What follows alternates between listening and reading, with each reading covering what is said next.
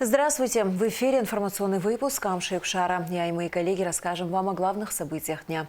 Сегодня в выпуске. Президент Южной Осетии Алан Гаглоев прибыл в Абхазию для участия в инаугурации президента Республики Абхазия Бадры Гунба. КБФ «Ашан» открывает сбор средств для проведения операции 9-летнему Дамею Кучубере с диагнозом несовершенный остеогенез. 3 апреля в стенах Абхазской государственной филармонии состоится концерт фортепианного дуэта «Пиано-дуо».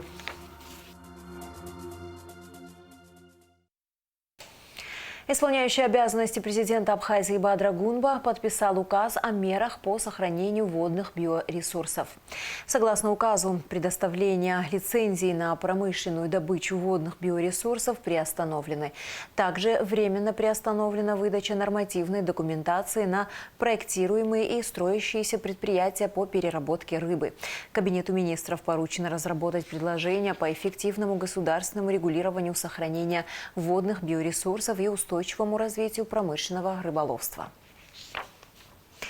Президент Южной Осетии Алан Гаглоев прибыл в Абхазию для участия в инаугурации Бадры Гунба. На абхазо-российской границе его встретили исполняющий обязанности первого вице-премьера Абхазии Джансух Нанба, исполняющий обязанности министра юстиции Андрей Барцыц, посол Южной Осетии в Абхазии Олег Бациев и наша съемочная группа. Смотрите репортаж Сарии Кварасхелия. 2 апреля в актовом зале Кабинета министров ровно в 12:00 состоится официальная церемония вступления в должность избранного президента Республики Абхазия Бадры Гунба. Среди почетных гостей президент Южной Осетии Алан Гаглоев. На абхазо-российской границе его встретили исполняющий обязанности первого вице-премьера Джансух Нанба, исполняющий обязанности министра юстиции Андрей Барцыц, посол Южной Осетии в Абхазии Олег Бациев, детский хореографический ансамбль «Афартан». Мы приветствуем вас на абхазской земле. Мы приветствуем вас как наших близких, родных братьев. Пусть ваш приезд будет праздником не только для нас, но и для вас. А всему народу Южной Осетии мы желаем в первую очередь мира, добра и процветания. Спасибо большое. Спасибо. Дорогие наши братья, мы приехали к нашим братьям, чтобы поздравить народ Братской Республики, пожелать благополучия, поздравить избранного президента, пожелать удачи и успехов на благо народа республики, чтобы республика процветала, чтобы были достижения и чтобы мы вместе радовались нашим общим успехам. Всего вам самого наилучшего и всегда с большим таким желанием мы рвемся к нашим братьям, и всегда погода бывает уже как по заказу. Поэтому очень бы хотелось почаще приезжать не только на выборы, не только на результаты выборов, но и на достижения, на открытие новых производств, на открытие новых организаций. Дай Бог, чтобы мы почаще встречались как на территории Республики Абхазия, так и на территории Южной Осетии. Спасибо. Спасибо. Далее члены делегации во главе с Аланом Гаглоевым возложили цветы к мемориальному комплексу защитников Абхазии и добровольцев из Южной Осетии. В селе Псахара президента Южной Осетии встретили представители администрации Гагарского района.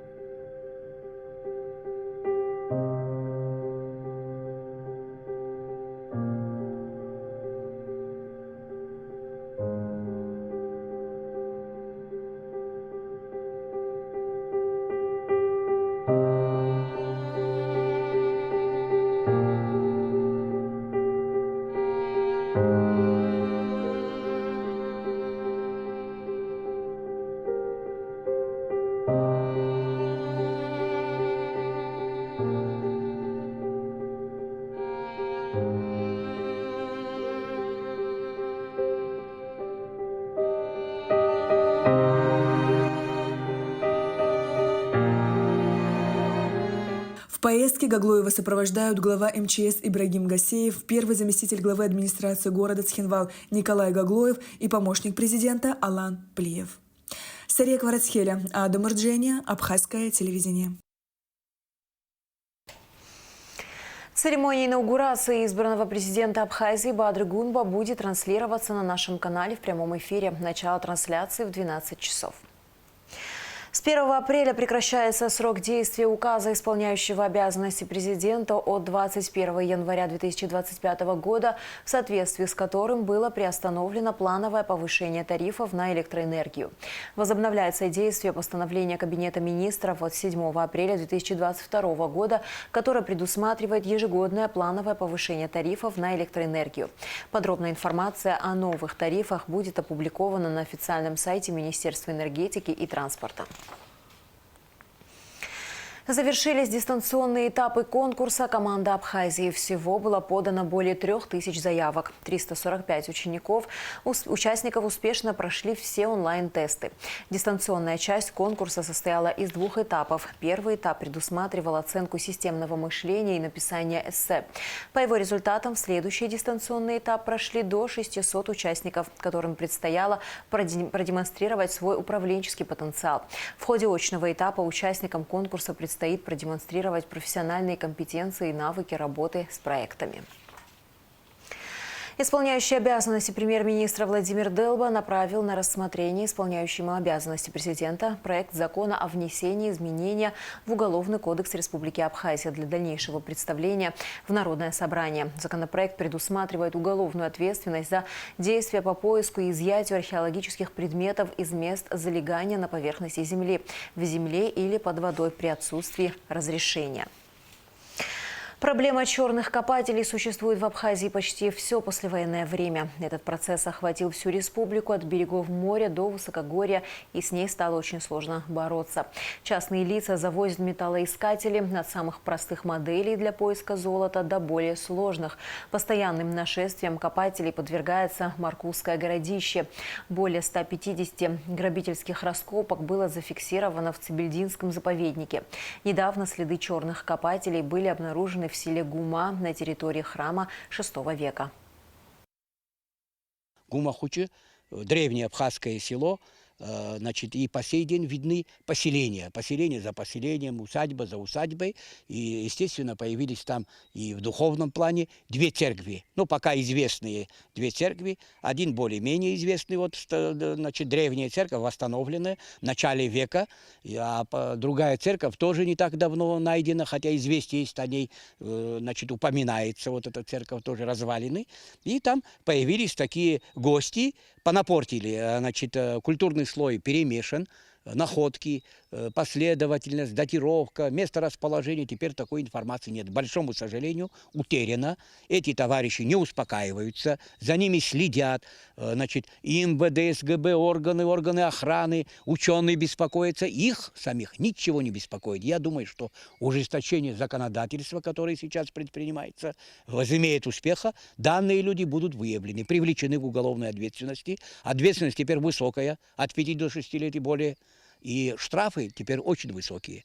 Во всяком случае, значит, для территории Абхазии, для нашего гражданина, это, значит, наказание, оно гораздо окажется, и думается, что многие, одумаются, остановятся. Дело в том, что эти памятники, они очень своеобразны. В Нагорной части единственные в своем роде признаки древней цивилизации, христианской культуры, они не могут быть уничтожены.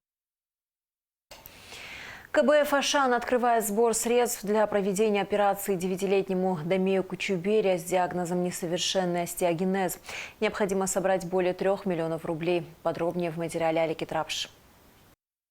Маленький Дамей Кучуберия вновь нуждается в помощи. Мы не раз рассказывали его историю. У мальчика несовершенный остеогенез, очень ломкие кости. У ребенка может случиться перелом от объятий, сильного кашля, чихания. Основной причиной заболевания является неправильная выработка коллагена организмом, либо же его нехватка. По словам специалистов, полностью излечиться от болезни невозможно, но есть шанс в разы улучшить состояние ребенка, чтобы он самостоятельно мог бегать, играть. Ребенку необходимо практически практически пожизненная помощь, введение таких препаратов, как бисфосфонат. Ему уже проводилось несколько курсов, и учитывая, что должен расти ребенок и расти должен правильно, вводятся штифты, которые помогают правильному росту. Но мы можем в разы улучшить качество жизни ребенка. Мы можем помочь ему ходить, бегать, даже ездить на велосипеде, если данное лечение будет проводиться ежеквартально. Поэтому я обращаюсь к телезрителям, обращаюсь к народу, как член попечительского совета фонда Ашана, помочь ему, оказать ему помощь, чтобы он мог наравне с другими детишками бегать, прыгать и выполнять необходимые функции, которые мы можем на сегодняшний день себе позволить. Несмотря на тяжелый недуг, Дамей Кучубери очень жизнерадостный ребенок. Ему 9 лет, учится в школе в 3 классе. Учеба мальчику дается легко, он отличник. Маленький Дамей мечтает поскорее пройти лечение, чтобы осуществить заветную мечту – стать футболистом. Я люблю стать футболистом, потому что я увидел, что мой дядя играет в футбол, и я тоже хотел стать футболистом. Есть кумиры, Месси, есть, еще Роналдо тоже. Благодаря ранее оказанной помощи мальчику удалось пройти более 10 курсов лечения по мигранатам в Европейском медицинском центре в Москве. Сейчас Дамир ждет хирургического вмешательства в современном многопрофильном хирургическом центре GMS Clinic. Ему сейчас необходимо провести реконструктивную операцию. На данном этапе уже в апреле месяце его ждут в клинике в Москве для проведения операции на левое бедро. Спустя 3-4 месяца уже будет проведена операция на ту же ногу, но уже на голень. Это крайне необходимая операция. Это необходимо для того, чтобы Дамей мог уже расти и мог передвигаться самостоятельно без боли. На сегодняшний день на проведение 2 операций необходимо собрать 3 миллиона 320 тысяч рублей. Обращаюсь ко всем с просьбой помочь в очередной раз поддержать семью Кучубери и не оставить в беде Дамея. Конечно же, для семьи Дамея Кучубери сумма для проведения операции неподъемна, но каждый из нас может сделать пожертвование, чтобы жизнь маленького Дамея стала легче и ярче. Для нашей семьи эта сумма неподъемная. И благодаря добрых людей, фонду Ашана, мы надеемся, что все получится. Спасибо всем огромное, что на протяжении скольких лет помогают нам. Самый легкий и доступный способ помочь Дамею Кучубери – отправить СМС со словом «Добро» на короткий номер 5050. О других способах пожертвований можно узнать на официальном сайте КБФ Ашана. Аля Катрапш, Алексей Гухава, Абхазское телевидение. Продолжаем выпуск. У 2 братьев из Северной Осетии изъяли 60 поддельных абхазских паспортов. Об этом сообщает «Спутник Абхазия». Следствие установило, что злоумышленники купили у неизвестных лиц паспорта на разные ФИО, уведомления о прибытии иностранного гражданина и миграционные карты. Документы им нужны были для получения банковских карт, которые использовались для незаконного оборота денег, сообщили в МВД России. Подозреваемых задержали в ноябре в одном из банков Георгиевска. Там усомнились в подлинности документов. Во время обыска у них также изъяли сотовые телефоны, около 30 банковских карт и такое же количество сим-карт. Возбуждено 9 уголовных дел, которые объединены в одно производство. Подозреваемые заключены под стражу.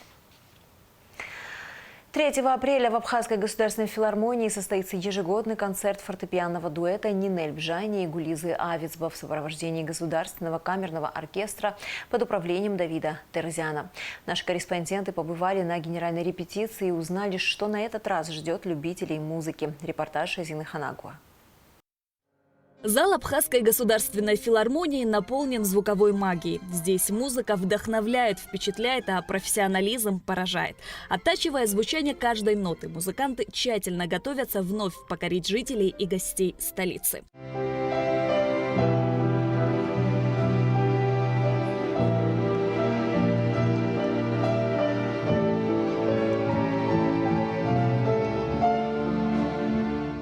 Фортепианный дуэт народной артистки Абхазии Нинель Бжани и заслуженной артистки Абхазии Гулизы Авицба в республике знают все.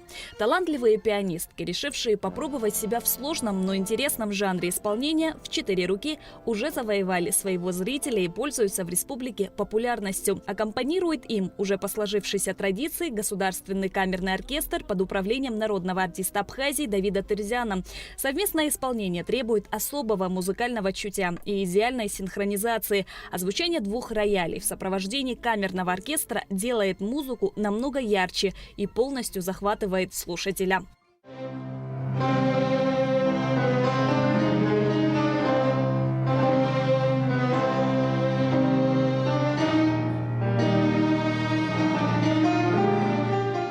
Над предстоящим концертом кропотливо работают все. Музыка проникает в глубину души слушателя, создавая неповторимую атмосферу эмоций и вдохновения. Ее красота и гармония переносят нас через века и позволяют почувствовать связь с прошлым и будущим. Программа концерта не оставит равнодушным никого. Здесь и классика, и современные произведения. У нас премьера. Мы выбрали очень интересную программу, как классическую, так и современных композиторов. Очень много аранжировок, которые будут очень неожиданными для наших слушателей. Я надеюсь, что им будет это интересно. В программе, конечно, композиторы классики. Это обязательно, потому что главная цель моя личная и моих коллег тоже – это приобщение нашей молодежи к классической музыке. В принципе, этот проект так и построен, чтобы они могли наряду с известными популярными мелодиями услышать именно шедевры классической музыки. В принципе, мы следуем этой традиции в этом году. Я думаю, это будет очень интересно молодежи, прежде всего. Для нас это важно. Артисты не боятся экспериментировать и миксовать классические произведения с популярными хитами. В результате удовлетворяются запросы 2 разных аудиторий. Та атмосфера, которая царит в концертном зале, они рассказывают друг другу, на следующий концерт приходят, и это, конечно, очень приятно играть и выступать при полном зале. Ну, в этом году, конечно, у нас немножко сложная ситуация, потому что мы готовим сразу 2 программы. Одна здесь для наших зрителей, а другую мы везем, у нас 7 числа в Самаре будет концерт, там очень красивая большая филармония, зал около 1000 мест. И мы туда везем другую программу, и поэтому нам приходится заниматься в 2 раза больше. Это проект между Министерством культуры Абхазии и России. Фортепианный дуэт «Пиано-дуо» – сравнительно молодой коллектив Абхазской государственной филармонии имени Раждена Гумба. Созданный в 2016 году, он сразу же завоевал признание и любовь. Артисты поделились своими эмоциями перед предстоящим концертом. Заслуженная артистка Абхазии Гулиза Авицба, как сейчас, помнит первый концерт. Первый концерт у нас был в 2016 году. Следующий год это будет у нас юбилейный концерт. Какие-то уже планы появляются. Надеемся, что-то интересное сделаем. Для нас этот концерт, конечно, очень трепетный, волнительный процесс, потому что мало того, нам нужно играть, выходить. И еще, естественно, мы переживаем, понравится ли публике. Конечно, для нас имеет значение, когда полный зал. У нас появляется другое настроение, и как-то уже как-то волнение потом даже уходит. У нас музыка и для детей, и для молодежи, и для взрослых, разное поколение, так что программа будет просто очень интересная. Приходите. В классической музыке нет текста, но она говорит сама за себя. Музыкальные композиции способны передать самые сложные эмоции. От грусти до радости, от меланхолии до восторга. Каждый аккорд и мелодия выражают что-то глубокое и уникальное, что обогащает и волнует слушателей. 1,5 часа чистой музыки подарят массу положительных эмоций. Концерт фортепианного дуэта «Пиано-дуо» состоится 3 апреля в стенах Абхазской государственной филармонии имени Раждена Гумба в 19:00. Успейте приобрести билеты.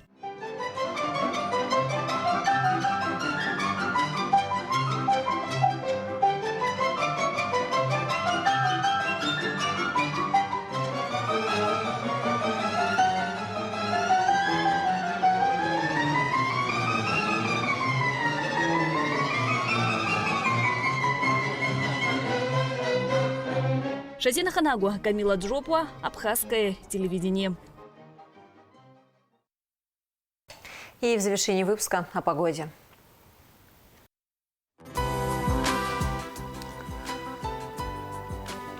В Абхазии ожидается облачная с прояснениями погода. Местами со второй половины дня временами дождь, гроза и туман. Температура воздуха ночью 8-13, днем 16-21 градус. Температура морской воды 12 градусов.